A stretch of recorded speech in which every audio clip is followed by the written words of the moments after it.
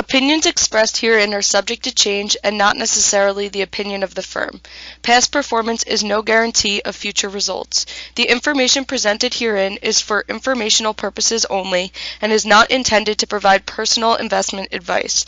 It is important that you consider your tolerance for risk and investment goals when making investment decisions.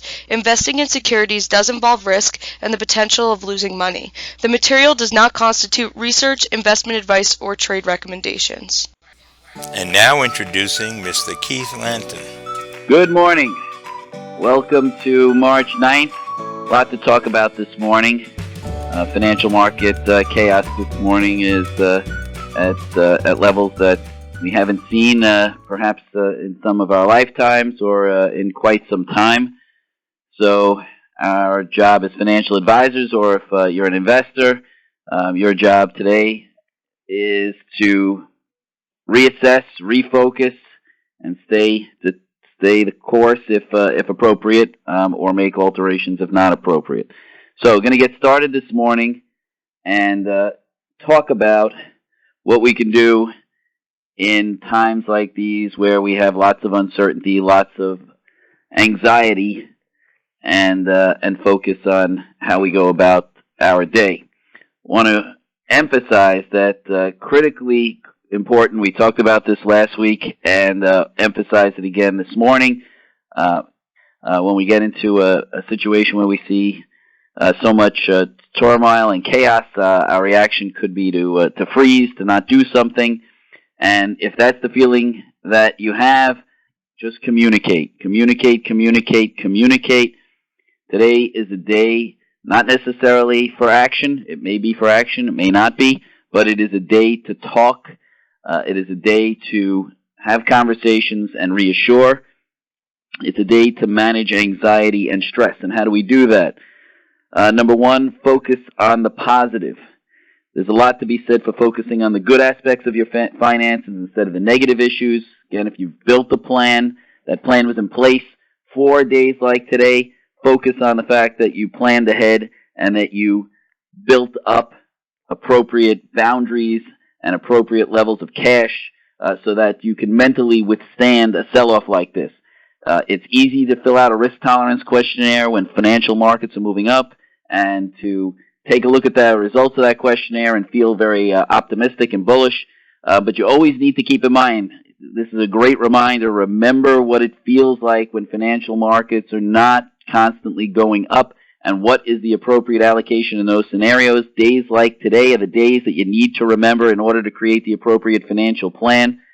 You need to focus on, hey, I set up that cash barrier. You know what? I didn't participate as much in the upside. Boy, I feel a lot better having set up that cushion.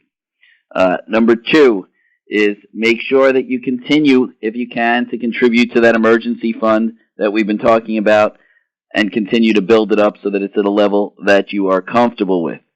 Number three, and this is perhaps something that could have gotten some people into trouble before today, but you need to constantly remind yourself to stop comparing yourself to other investors. Brad talked about just a few weeks ago, right before the sell-off, how he was participating in cocktail party chatter, and how frequently he heard references to the financial markets, how proud people were. You had a whole bunch of peacocks strutting their stuff, how proud they were of their investments, and this can lead to perhaps less clear thinking, perhaps bandwagon jumping.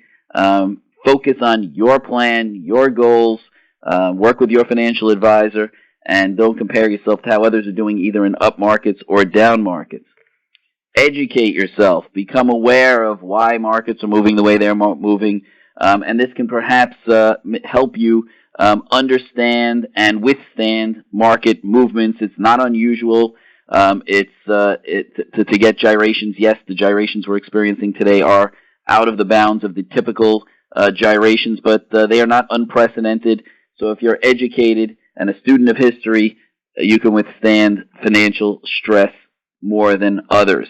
And it's certainly normal to retain some concern while constantly worrying about finances is detrimental to your well-being. Retaining some concern over your finances might actually protect you from making poor investment decisions or poor spending decisions But critically important is not to get preoccupied with the day-to-day movements in the markets.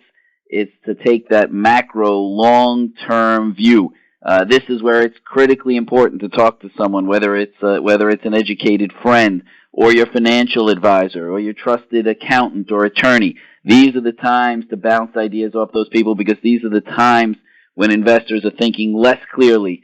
So these are the times when futures and successes and failures are made. We are in that period. So critically important to try and seize the opportunities and be cautious about the pitfalls of the opportunities that could be traps. Again, another reminder: if you're an investor who's purchased things on margin, the only time, in my opinion, that you should ever be utilizing margin to extend yourself is if you have the capacity to pay that margin back.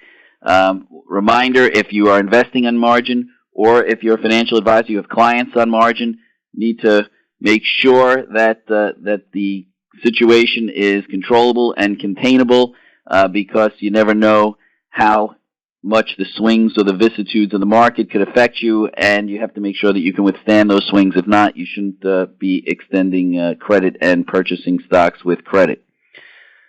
All right, so let's take a look at a snapshot of where we are this morning. We're at the lows on the futures, meaning that the futures are limit down. So exactly getting a handle on the exact open is not possible.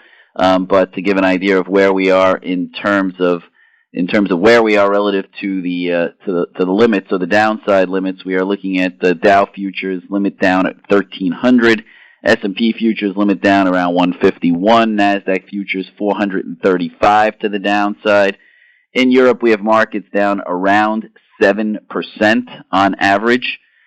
In Asia, we have the Hang Seng down 4%, the Shanghai down 3%, and those are the best performers. The Nikkei is down 5%, the Australian market, which is very commodity sensitive, down 7%. Oil, as you may have heard lots of talk about oil this morning, oil down about $9 a barrel, 22%. What we had taking place in oil was a standoff between Russia and Saudi Arabia. OPEC, in the face of declining demand, partly attributable to the coronavirus and also attributable to the fact that there's more electric vehicles on the road or potentially going to be on the road, all weighing on the demand side of oil. So the Saudis had implored their counterparts at OPEC as well as Russia, because OPEC is no longer powerful enough to be able to determine the movement in the oil markets without some outside help from other producers. Those other producers predominantly are Russia and the United States. The United States has never been a participant in changing the price of oil, or OPEC. Russia has been an outside member of OPEC, in the sense that recently they've gone along with OPEC reduction cuts, and the Saudis had requested a reduction in the price of oil. The Russians balked, and the Saudis played their hand, so to speak, and they said that they were immediately slashing prices to their customers. At the same time, they were going to be ramping up production as the lowest cost producer. The Saudis, albeit will feel lots of pain, but they can still produce oil at a profit on the variable side, something that most people do not expect Russia or us here in the United States to be able to do. So financial markets feeling lots of pain from that drop in oil. That is a very significant event, and that oil price will influence the markets here in the U.S., both in the equity market and significant influence in the high yield market. Oil and oil producing stocks comprise about 10% of the high yield market here in the United States. These companies are going to feel lots of financial pain. They have lots of debt, many of them, and the junk index here in the U.S. is down 4 to 5% this morning, predominantly as a result of those worries in the oil space. Other news this morning. Just taking a look here, obviously the primary concern here is the coronavirus, and the speculation is that Americans may seek to avoid crowds to a greater extent than they have so far. That cruises will be one of the primary first targets in the sense that see significant cancellations, or perhaps cruise lines themselves taking some of their capacity out of line, given the significant drop in demand that we've seen. Taking a look at the currency market, we are seeing strength in the euro, as expectations are that the U.S. will significantly drop interest rates, and the U.S. May look more and more like the rest of the world in terms of the rates that we have. The euro is up at 114, so dollar selling off against the euro. Gold, which was up significantly this morning, is only up $1.70 now. Perhaps people looking for places to raise cash. So gold relatively unchanged now. The huge movement has taken place in the Treasury market. 30-year yield is down to a stunning 89.9 basis points for 30-year Treasuries. 10-year Treasuries down 24 basis points to 46 basis points. 2 years at 27 basis points. The 3-month is at 29 basis points. So all levels of the Treasury yield curve are trading below the Fed funds target of 1 to 1.25% this morning. Give you an idea of where circuit breakers are for the market. So circuit breakers are 5% on futures. We're at that point now. So futures are down at least 5%. But to give you an idea of where circuit breakers kick in after that, we have circuit breakers at 7%. Once we hit 7%, trading will pause for 15 minutes. This would occur if the S&P falls by about 208 points. If the S&P declines 13%, trading again will pause for 15 minutes. If the drop occurs on or before 3:25 p.m., there will be no halt if the drop happens after that. This would happen if the S&P were to fall 386 points. And then you get a level 3 circuit breaker, which is if the S&P falls 20%, and if that were to occur, trading would halt for the remainder of the day. This would happen if the S&P falls 595 points. These circuit breakers have never been triggered in their current form during regular trading hours. The prior circuit breaker system was revamped after it failed to prevent the May 2010 flash crash. The current set of breakers was put into effect in 2013. So, moving on to a couple of other stories this morning. To put things into perspective, Barron's ran a piece perhaps a little bit ahead of its time, entitled "The Dow Will Bounce Back, History Tells Us When." This is an article that was written before the carnage that we're seeing this morning in the equity market, or the historic bull movement we're seeing in the bond market. But the article highlights that stocks gains tend to be small, relatively steady things accumulating over years. Declines, on the other hand, are violent, painful affairs. History shows sell-offs are a way of life on Wall Street, testing the mettle of the most seasoned traders. More often than not, history also shows it's a good idea to buy the dip, although executing on that advice is easier said than done, especially when the dips are more like roller coaster drops like we are experiencing now. The Dow has existed for 6,200 weeks, and in that time, the index has declined more than 10%, which is what we saw recently, in just 17 of those weeks, which is less than 0.3% of the time. The good news for investors is that after those rare events, stocks have had a tendency to rise in the ensuing 4 and 6 month period. Average gain in the 4 weeks after a sell-off is 1%. The average gain 6 months later is about 7.5%. That's not the whole story, though. While stocks have a tendency to garner above average returns after a 10% drop in a week, the market does only rise 55% of the time after that occurrence. But of the times when the markets have not rebounded, 9 of the 17 episodes occurred during the Great Depression. The Great Depression truly was depressing. So, depending on your outlook, if you think that we are on the verge of a depression or something similar to the Great Depression, then getting yourself lined up for the buying opportunity may make less sense to you. But if you as an investor believe that the coronavirus won't push the global economy into a global depression, you can be heartened by the fact that the market rose 75% of the time 4 and 6 months out when we saw the sort of sell-offs that we've witnessed this week. Couple of other thoughts, ideas, given the sell-off that we've had. We had an article in Barron's from the leaders of Bespoke Investments, whom are considered among the more knowledgeable and insightful teams evaluating financial markets. This interview was conducted obviously prior to the sell-off that we're seeing in the morning, but nevertheless give some good insight on perhaps some thoughts and some actions that can be taken. They were asked, the market's in sick ward, what do you do now? And this is again before the market got really sick this morning. We look at events like this historically. When you see these very quick shocks to the markets, there's a short-term unsettlement, but over the next 6 to 12 months, you've seen better than average market returns. It's easy to say buy low and sell high when your emotions get running. Typically, investors do the opposite.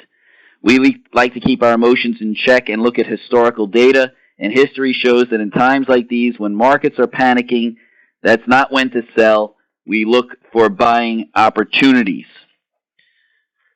They point out that before the coronavirus, the S&P index was up 17% from October. Markets were very extended going into this, which has exacerbated and perhaps augmented the pace of declines. So what we've done, they said, is really reverse those gains and go back to where we were in mid-2019. After what we've seen this morning, we could be going back even further than that. In February of this year, the S&P price-earnings ratio was in the 99th percentile. Coming into today, we were at the 75th percentile, which they felt was a reasonable percentile to be in given where interest rates were. Obviously, again, everything's changed this morning. They said the coronavirus is creating uncertainty, but eventually that will play out, and then the market will return to a more firmer footing. Where are they looking for opportunities? They point out that the peak hysteria over the virus is going to be measured in weeks and months, not longer. Usually when there's a crisis and the markets are uncertain of the future, they said, in their opinion, the duration of the crisis is usually far more uncertain than the duration of the crisis that they think is the corona crisis. So where do you look?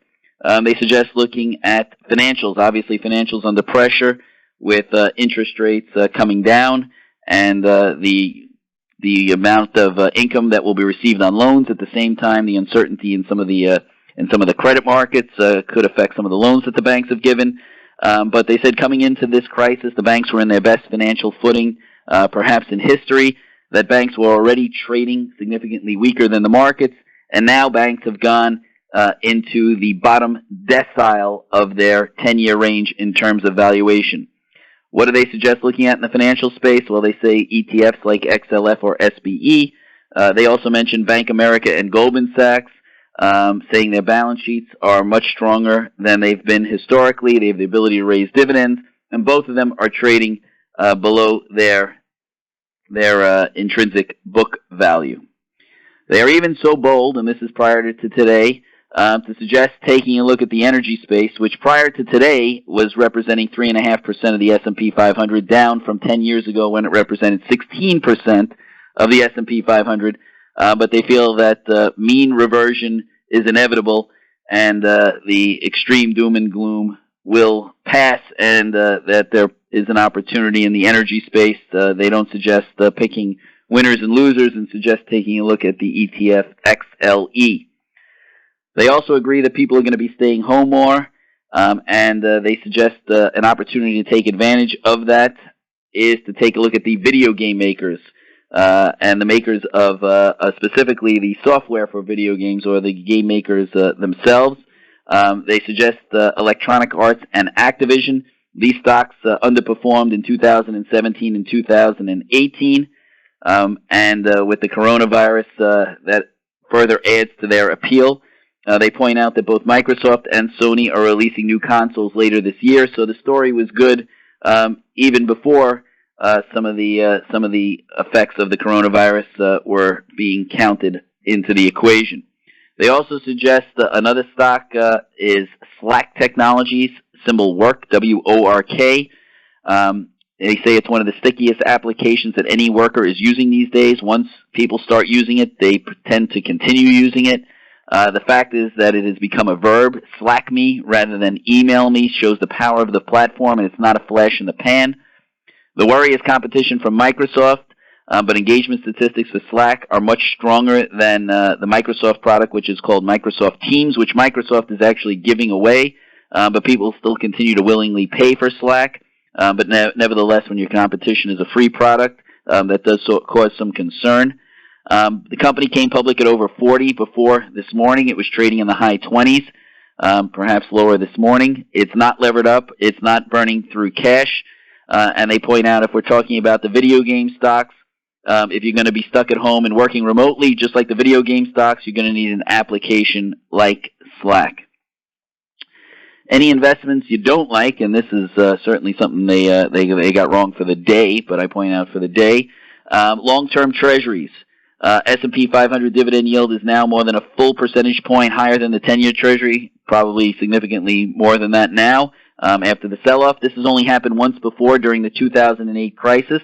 As bad as that crisis was, remember, we rebounded, we recovered, and we went on to higher highs. When you're looking at a 30-year treasury under 1%. I've edited that. At the time, this was over 1%, but slightly over 1%. The investment income isn't just providing much in the way of income, as we all know from an obvious standpoint. Barron's also talked about something that we were talking about here in the Melville office last week. Where do you go in a time of uncertainty like this? Where do you look for opportunities? And they suggested dividend-paying stocks. The sharp drop in bond yields, which has only become sharper, has heightened the appeal of stocks with high dividends. The sell-off today only makes them higher. Obviously, they have to keep paying them. And the recent sell-off in the stock market has created plenty of them. As of Friday, there were 55 stocks with dividend yields of 5% more. More joining the club today. Risk does come with high yields, however, and many investors consider high-yielding stocks value traps or companies that are potentially likely to reduce their dividends. So we go through a couple of stocks that were mentioned in this article that are paying yields significantly over those Treasury yields, as well as the fact that their bond yields, at least prior to today, were relatively low, indicating that if the bond yield for their 10-year debt is low, that's an indication that the bond market investors view them as safe bets. And then you also need to look at the payout ratio. Can they continue to pay out the amount of that dividend even in a time of crisis? So a couple of thoughts in no particular order on this list. Altria Group, symbol MO, and these dividend yields I'm giving you are as of Friday. I'm sure they're higher today. Altria's dividend yield 7.8%. The payout ratio high at 79%, but Altria is in that mode where they're paying out majority of their dividends. So that 79% ratio, even though it's high, looks relatively safe. Perhaps as people are stressed, they won't reduce their smoking quite as much. Give you an idea, the bond yield for Altria is around 2.8%. So almost a 500 basis point pickup between the stocks and the bonds, obviously different risk characteristics. Also on the list, Prudential Financial, symbol PRU. Dividend yield on Prudential is up to 6.1%. Bond yield around 3%. Payout ratio 36%. AT&T yielding 5.6%. Bond yields around 2.3%. Payout ratio is about 58%. Wells Fargo, 5.20 dividend yield. 10-year bond yield, 2%. Payout ratio, 51%. AbbVie, ABBV, stocks yielding 5.2%. Payout ratio is about 50%. Dividend yield is about 2.3% there. There's a few others on the list, but I tried to choose the ones that I thought looked most secure. Hopefully I've done a good job of that and give you some food for thought in this sell-off that we may see this morning on where to possibly find opportunity. One final thought before I turn it over to Brad to give us some more insight on the crazy bond market. Barron's ran a piece on where you can find the greatest fixed income opportunity, and it's in a place that perhaps you don't necessarily think of. The one drawback is that it's only available in very small denominations, and that is in the U.S. savings bonds. Now, not something you can buy from your financial services firm, but something that investors or clients can do on their own. So the too good to be true investment, none other than U.S. savings bonds, which yield substantially more than marketable treasuries. But one thing is that they are limited to purchases of $10,000 per year. Savings bonds come in two varieties, Double E and Series I. Their stated interest rates are trivial at 10 basis points and 20 basis points respectively, but both come with kickers that make them super deals. So, for Series E, Double E bonds, for Double E savings bonds, the Treasury makes a one-time adjustment to twice their face value on the 20th anniversary of their issue date. This means Double E bonds yield 3.53%. That is almost 250. It's actually now more than 250 basis points above the 30-year Treasury bond, which is now trading at about 90 basis points. To double your money, to give this some perspective, to double your money at the yield of a 10-year Treasury would take over 100 years. The second type of savings bond, that's the Double E bond, is the I bond. The I stands for inflation. Its interest rate is adjusted every 6 months to the CPI-U, which is the Consumer Price Index for urban dwellers, plus the initial 20 basis points, which is currently paying you a yield of roughly 2.2%. Possible that inflation component may come down now that oil prices have come down. But nevertheless, when you compare them with the TIPS, which are currently giving you a real negative yield, and this is on the 5-year TIP of about 63 basis points, here you're getting a real yield of 20 basis points plus CPI. You can see you get a significant pickup in interest relative to what's available in the marketplace. So, $10,000 minimum, the savings bond, $10,000 maximum. $10,000 maximum. The savings bonds can't be traded. So, if you do purchase that $10,000, you've got to think about holding them for the long term. Finally, I will mention municipal bonds before I turn it over to Brad. And this is something that there are generally no limits on the amount of municipal bonds you can buy.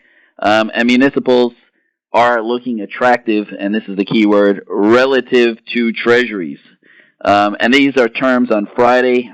Perhaps Brad could give you more update. But as of the close on Friday, when the 10-year was all the way up at 75 basis points, top-grade munis were yielding 92 basis points. And that is a significant percentage of the Treasury yield. If you were to go further out onto the yield curve and look at 30-year bonds, 30-year munis were at 155, and the 30-year Treasury, distant memory, was at 132.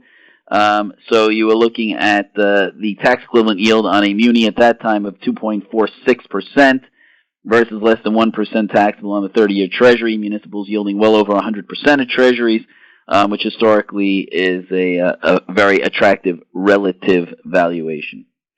That's everything I've got. Hope everyone has a great day and takes advantage of the opportunity to communicate as much as possible. Going to turn it over to Brad to talk some more this morning. Good morning, Brad.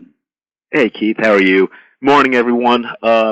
I am just telling everybody I am in absolute shock this morning. I'm in shock, not because we didn't think this was going to happen at some point. A lot of us had talked about this. It's just one thing piling on another. Coronavirus, oil. I say this, I've said this the last couple of weeks, most important thing is that we have our health and our family. But there are practicalities of having to do business, so let's go through this. First of all, I had mentioned a month ago, as Keith had alluded to, the cocktail party talk. It felt eerily reminiscent of 2009 to me. Excuse me, of 1999 to me, seeing these couple of high-flying stocks just take off with no rhyme or reason, and it's difficult to heed the warning when you're involved in the game on a daily basis. But now we're here. Now we are in absolute correction mode. Just one thing that I did in 2009, in a similar state of shock and panic, I reevaluated mine and my clients' portfolios. I decided what we should live with, what we should move along, reallocated money to 529 plans, IRAs, wherever there were things that were going to be opportunities for long-term investments.